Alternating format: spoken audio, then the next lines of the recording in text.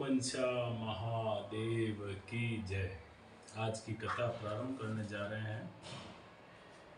कृपया ध्यान पूर्वक देखें।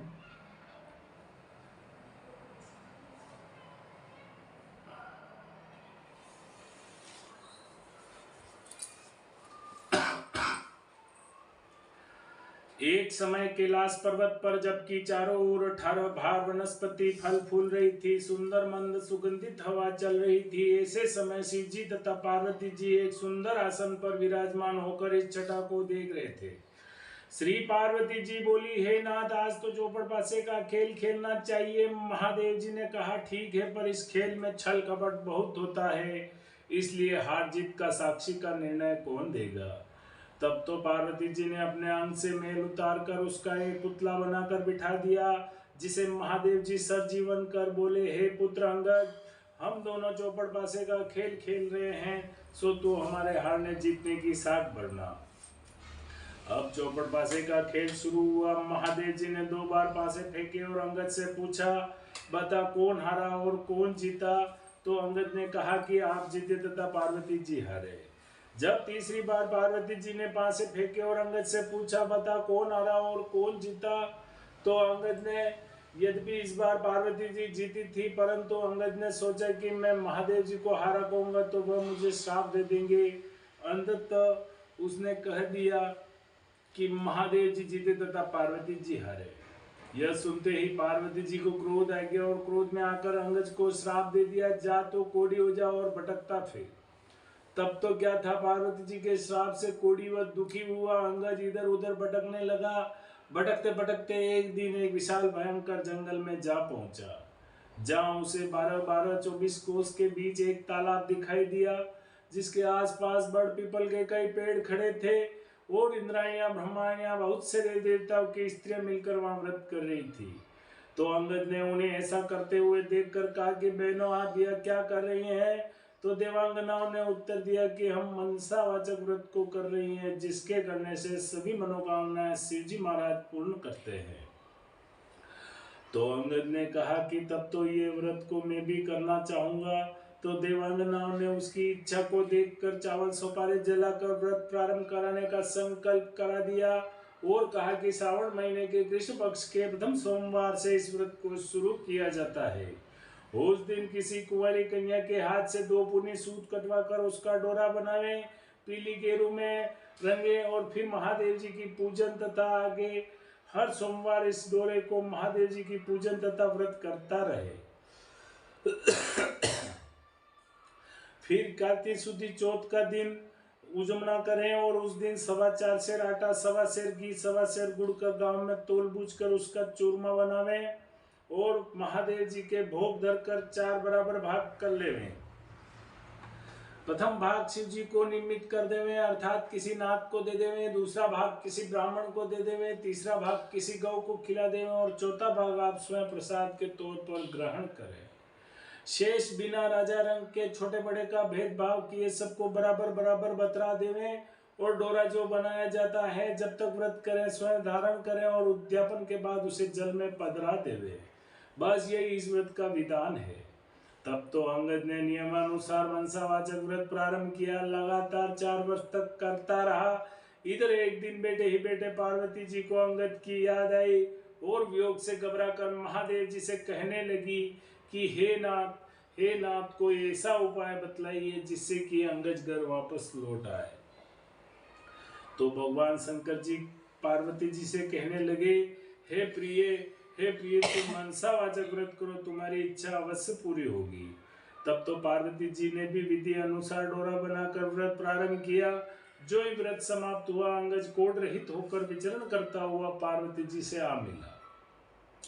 तो पुत्र को देखते ही पार्वती जी खुशी के मारे हंसने लगी, परंतु अंगद ने सोचा, मैं माता जी के बिना बुलाए लौट आया हूँ, यह जानकर हंस रही है, इसलिए वह गुस्से में भरकर वापस लौटने लगा।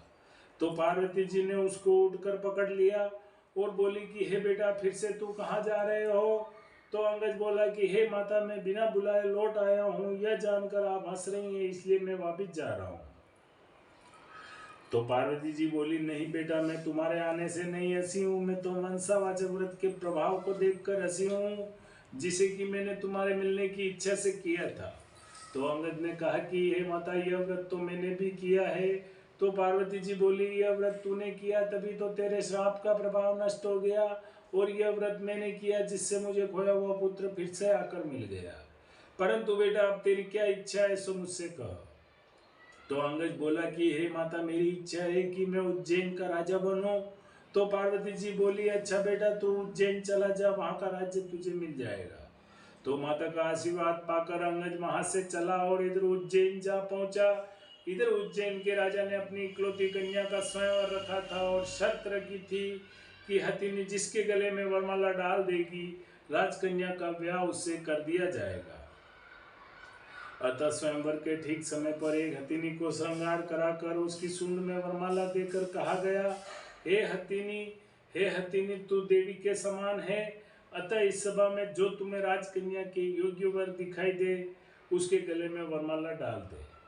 तो हथिनी माला लेकर चली। इधर जहां अंगद बैठा था वहां पहुंचकर उसके गले में वरमाला डाल दी।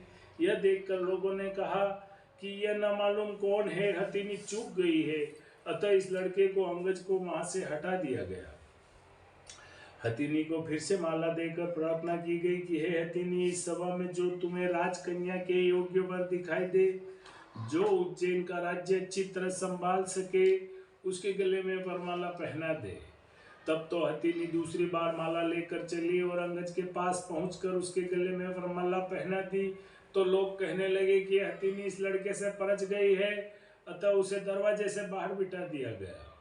परंतु जब हथिनी तीसरी बार माला लेकर गई तो हथिनी दरवाजे से बाहर निकलकर फिर से उसी बालक के गले में पहना दी।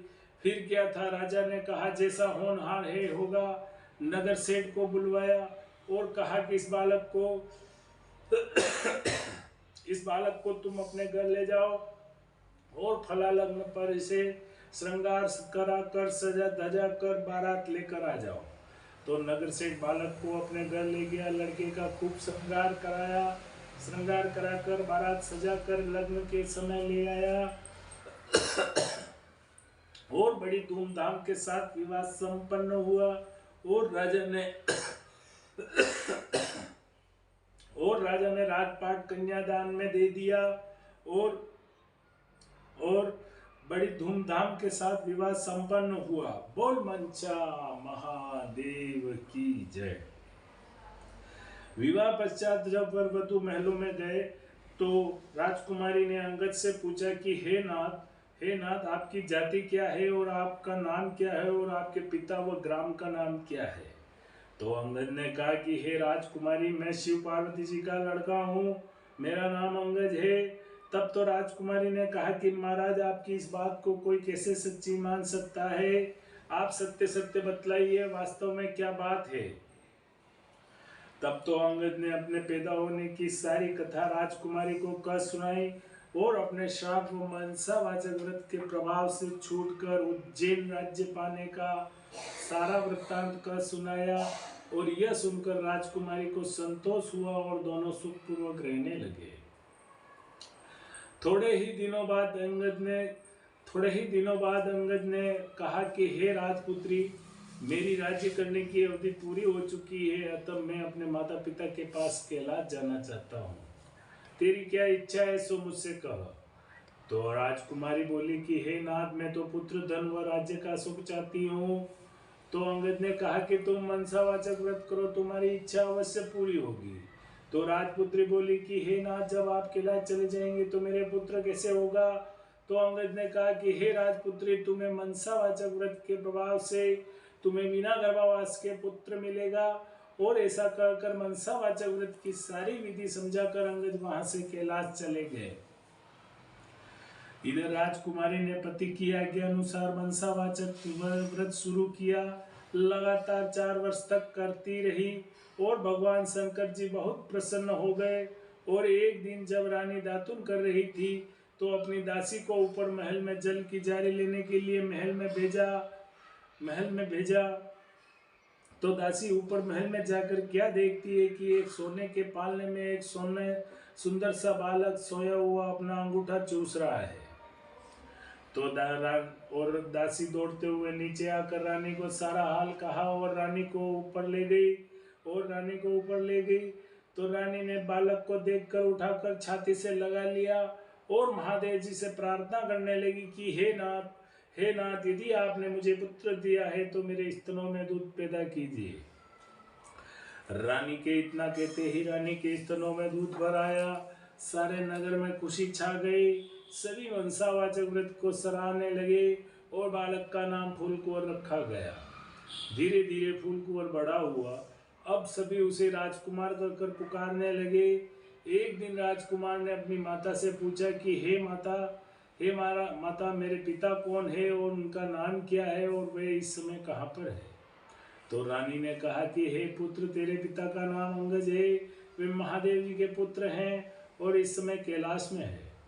तो राजकुमार ने कहा कि हे माता, मृत्युलोक में इस बात को कोई कैसे सच्ची मान सकता है?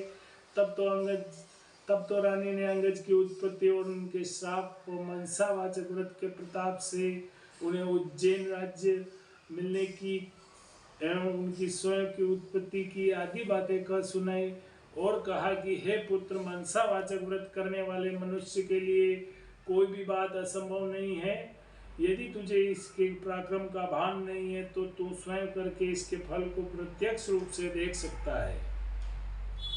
तो फूलकुंवर कहने लगा कि हे माता, मेरी इच्छा है कि मैं चेदीराज की कन्या, जो दुनिया की सबसे अधिक सुंदर मानी जाती है, उसके साथ मेरा विवाह हो। क्या इस व्रत के करने से ऐसा हो सकता है? तो रानी ने कहा कि हाँ, इस व्रत के करने से तुम्हारी इच्छा अवश्य पूरी होगी।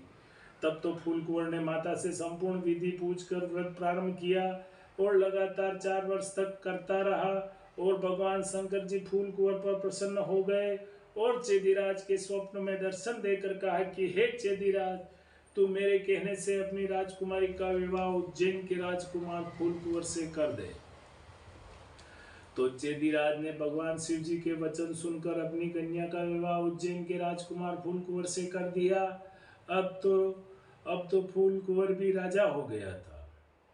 एक दिन राजा फूलकुंवर शिकार खेलने के लिए वन में गया और उसको कोई शिकार हाथ न आया और भूख प्यास के व्याकुल होकर एक बाग में आराम करने लगा।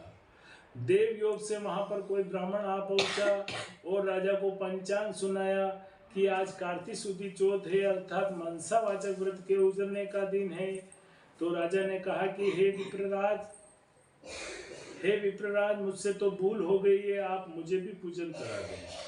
तो ब्राह्मण ने पूजा के लिए शहर में रानी के पास खबर भेजी कि राजा साहब शिकार के लिए वन में ठहरे हैं और आज उनके मनसावाचक व्रत के उजरने का दिन है, इसलिए 4.25 सेर आटा, 1.25 सेर घी, 1.25 सेर गुड़ का चूरमा बनाकर मंगवाया है। इस पर रानी ने सोचा कि फौज के कई आदमी साथ है, इतने से चूरमे से क्या होगा। तो उसने नियम विरुद्ध अधिक गाड़ी भरकर चूरमा भेज दिया।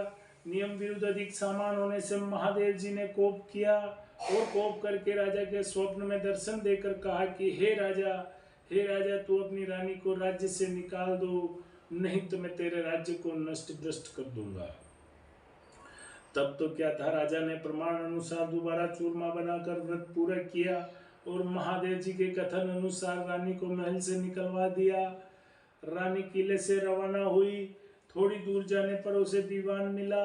तो दीवान ने पूछा कि रानी जी, आप कहाँ बता रही हैं? तो रानी ने सब बात बताई। तो दीवान जी ने कहा कि मैं राजा साहब को समझा कर मना लूंगा, तब तक आप मेरी हवेली में पधारें। जो ही रानी दीवान की हवेली में गई तो दीवान अंधा हो गया। तब तो दीवान ने भी हाथ जोड़कर कहा कि आप यहाँ से पधारिए। अब रानी वहां से रवाना हुई तो आगे चली तो नगर सेठ मिला। तो उसने भी यही कहा कि राजा साहब को 1-2 दिन में मना लेंगे, तब तक आप मेरे घर में भी राजिए। जो ही रानी नगर सेठ के घर में गई तो नगर सेठ की उंगलियां सिकड़ना बंद हो गई, व्यापार में लाभ होना बंद हो गया और कई तरह के उपद्रव होने लगे। तब तो नगर सेठ ने हाथ जोड़कर कहा कि अब आप यहाँ से रानी जी पधारिए। अब रानी वहां से आगे चली तो राजा जी का कुम्हार मिला उसे भी रानी पर दया आ गई और वह रानी को अपने घर ले गया। और रानी ने वहां जाते ही कुमार का आवा बैठ गया और कुमार के आवे के सारे बर्तन फूट गए और कुमार स्वयं अंधा हो गया। तब तो कुमार ने भी रानी को वहां से घर से चले जाने को प्रार्थना की। अब रानी वहां से निकलकर आगे चली तो राजा जी का माली मिला। तो उसने भी यही कहा कि रानी जी, राजा जी का क्रोध शांत हो तब तक आप मेरे बाग में रहिए। तो माली को भी रानी पर दया आ गई। तो माली अपने बाग में ले गया और कहा कि राजा जी का क्रोध शांत हो तब तक आप यहीं रहिए। तो रानी के वहां जाते ही बाग के सारे पेड़ पौधे सूख कर जलने लगे और खेत कुओं का पानी सूख गया और माली को भी कम दिखने लगा। तब तो माली ने भी रानी को वहां से चले जाने को कह दिया। अब रानी वहां से निकलकर विचार करने लगी कि मुझसे ऐसा क्या पाप हो गया है कि मैं जहां भी जाती हूँ वहां सत्यानाश होने लगता है। ऐसा सोचते सोचते वह आगे चली तो देखती है कि दो रास्ते हैं। पूछने पर मालूम हुआ कि एक रास्ता 6 महीने का और एक रास्ता 3 दिन का। रानी 3 दिन के रास्ते से चली और आगे रास्ते में उसे एक शिप्रा नाम की नदी मिली। तो रानी दुख के मारे उसमें कूदकर आत्महत्या करनी चाहिए। जो ही रानी नदी के अंदर कूदी तो वह नदी भी सूख गई। आगे जाने के बाद उसे एक बड़ा भारी पर्वत आया। रानी ने सोचा इस पहाड़ पर चढ़कर गिर पड़ूं। तो जो ही रानी पहाड़ पर चढ़कर गिरने लगी तो वह पर्वत भी जमीन के बराबर हो गया। अब आगे चली तो क्या है, देखती है कि एक सिंह दिखाई दिया। रानी ने सोचा इस सिंह को छेड़ो, वह मुझे खा जाएगा तो अच्छा है। तो जो ही रानी ने सिंह के ऊपर हाथ फेरा तो वह सिंह भी पत्थर का हो गया।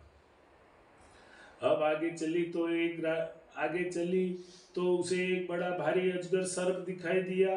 रानी ने सोचा मरने की इच्छा से सर्प को छेड़ो। तो जो ही रानी ने सर्प को छेड़ा तो वह सर्प भी रस्सी का हो गया। अब रानी हार खाकर आगे चली तो क्या देखती है कि एक बड़ा भारी पीपल का वृक्ष है, एक सुंदर कुआं बना हुआ है, एक मंदिर और वहां पर एक मंदिर बना हुआ है। तो रानी मंदिर में जाकर मुंह ढककर बैठ गई और ओम नमः शिवाय इस पंचाक्षरी मंत्र को जपने लगी। उस दिन कार्तिक शुक्ल चौथ का दिन था और मंदिर का पुजारी नाथ गांव में सामान लेने के लिए गया था। वहां पर उसको कुत्तों ने काट खाया। तो जब मंदिर का पुजारी जब गांव में गया था तो उसको कुत्तों ने काट खाया। तो पुजारी नाथ विचार करने लगा कि आज मेरे आश्रम में ऐसा कौन पापी आ पहुंचा है जिसके कारण यह उत्पात हुआ है।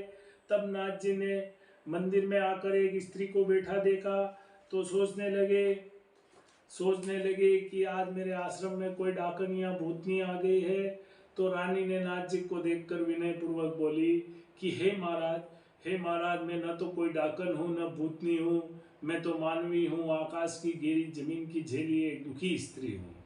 यदि आप मुझे धर्म की बेटी बनाओ तो मैं अपना सारा वेद कहूँ। तो नाथ जी ने यह स्वीकार कर लिया। तब रानी ने अपना सारा किस्सा कहा और फिर वहां से जाने लगी। तो वह भूख प्यास के चल नहीं सक रही थी। तब नाथ जी ने उजरने का एक बाग का लड्डू दिया और लड्डू को देखते ही रानी को व्रत की याद आई।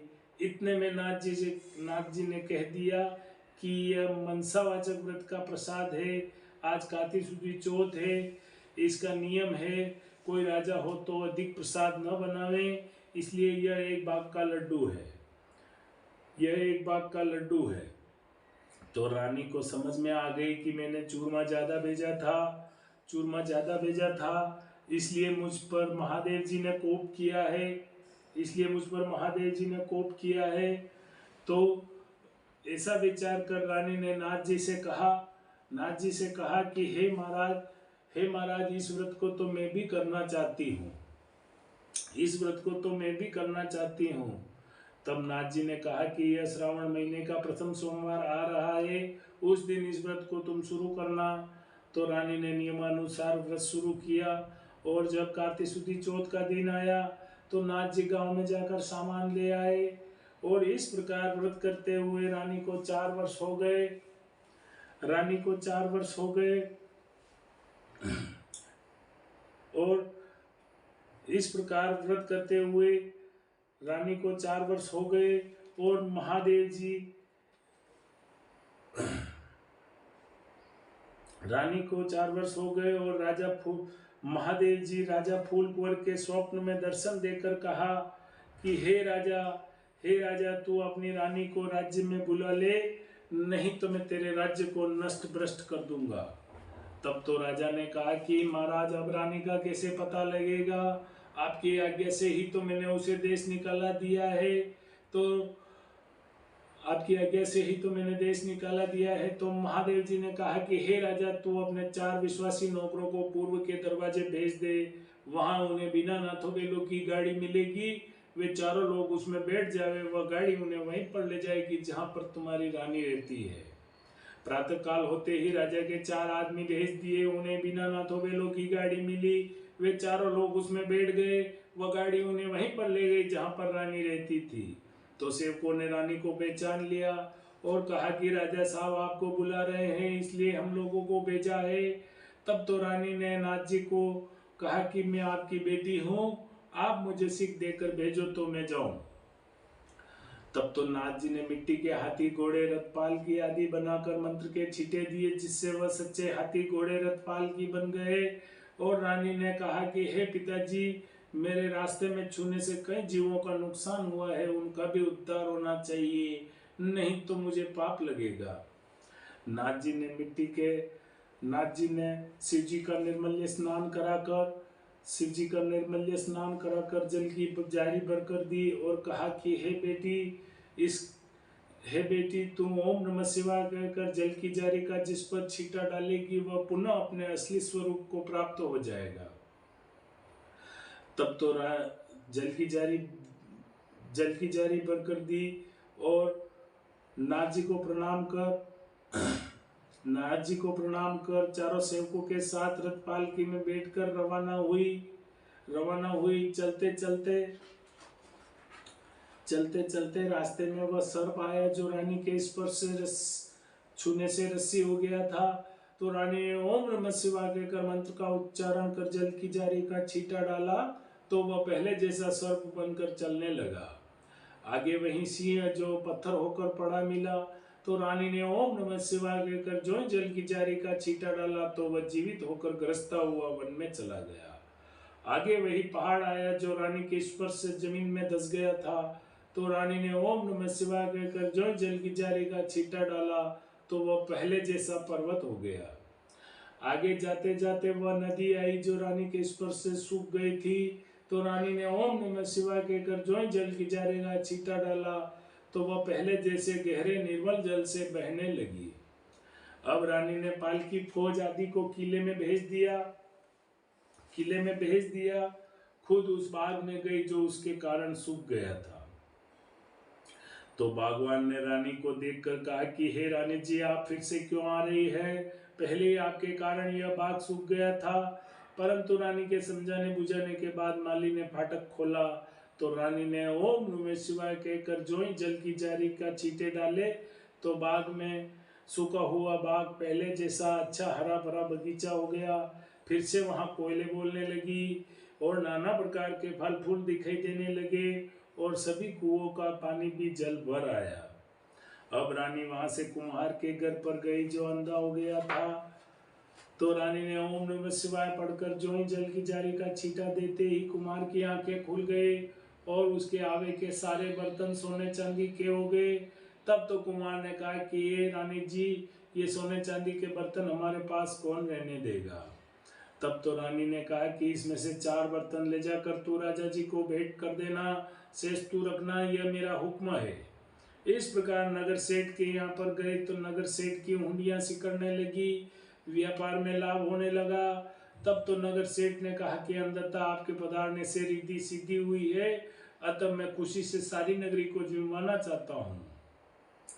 तो रानी ने बात मान ली और नगर में डिंडोरा पिटवा दिया, कल किसी के यहाँ पर धुआं नहीं निकलेगा, अगर किसी का चूल्हा जला तो 101 रुपया जुर्माना होगा। तो आगे चलकर रानी दीवान के यहाँ पहुंची। तो दीवान की पहुंची तो दीवान की भी आंखें खुल गई। सर्वत्र आनंद छा गया। रानी जी किले में पधारी और राजा जी ने बड़ा भारी स्वागत किया और जलसा मनाया। दूसरे दिन नगर सेठ ने सारे नगर को जिमवाया और रानी जी से भी प्रार्थना की कि अंदरता आप भी आरोग्य।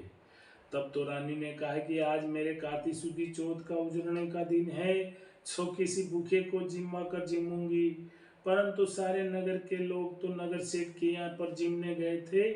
ढूंढते ढूंढते धोबी घाट पर एक अंधी बहरी कोडी धोबिन भूखी पड़ी मिली। रानी की आज्ञा से उसे लाया गया, उसे स्नान कराया गया। स्नान कराते उसका सारा कोढ़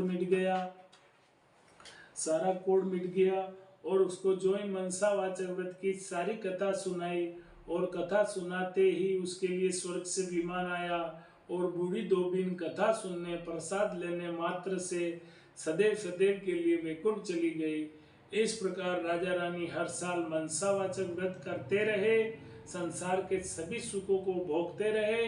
अंत में पुत्र को राजगद्दी देकर शिवलोक सिधार गए। बोल मनसा महादेव की जय। इस प्रकार मनसावाचक व्रत अर्थात शिव पार्वती व्रत की बड़ी भारी महिमा है। श्रावण महीने के प्रथम सोमवार से कार्तिक सुदी चौथ का सर्व मनोवांछित फल देने वाला है। मनसावाचक व्रत करने वाले मनुष्य के लिए कोई भी बात असंभव नहीं है। बोल मनसा महादेव की जय। आज की कथा यही समाप्त होती है। इसी प्रकार मेरी कथा सुनते रहे और मेरे चैनल को सब्सक्राइब करते रहे। अब हम आरती करेंगे। जय महादेव।